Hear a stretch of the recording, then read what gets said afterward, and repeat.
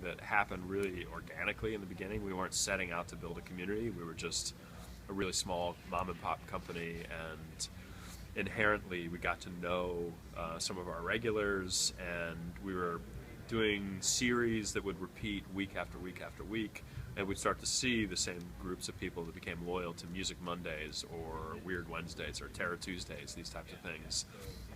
And then we stepped back a little bit from it and said, okay, these are actual communities, and that sort of turned the corner for us, where we would try to do things that were special for that group, and make them feel like they really were part of this Alamo, family. So something that started organically, now we try to actively build it when we're increasing our programming or introducing new concepts into the brand. You said during the panel that you have trouble sort of, if you don't already have a built-in community, you have trouble sort of screening films that you don't have a community that you think you've built already. Can you talk a bit about the problems that you come along with that, sort of if it's not a specific thing that you already have an audience built for?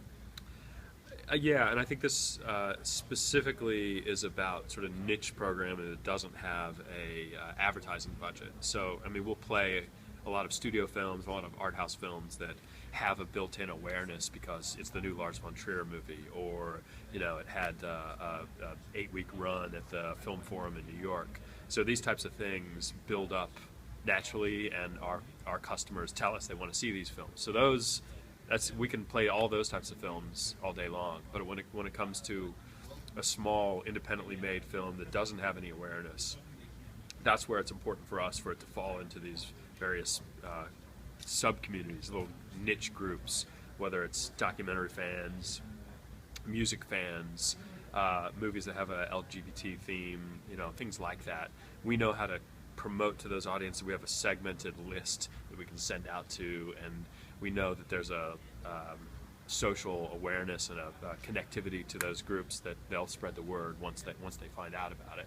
So the hardest thing for us is to promote a non-star driven narrative that doesn't fall into any of these one little categories. That's when we rely on the help of the filmmaker.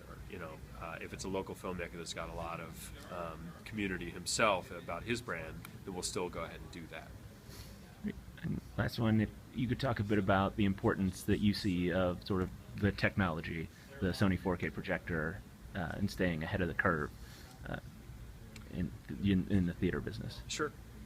Well, something that's really important to us is making sure that the whole experience at the Alamo is great. And so we think of that from parking lot to parking lot, right? So the staff has to be friendly, the facility has to be clean, the pre-show has to be entertaining. We don't have any control over the movie except for making sure it's loud and bright. And so we standardized on Sony 4K because we thought it was the best technical solution for us. Great.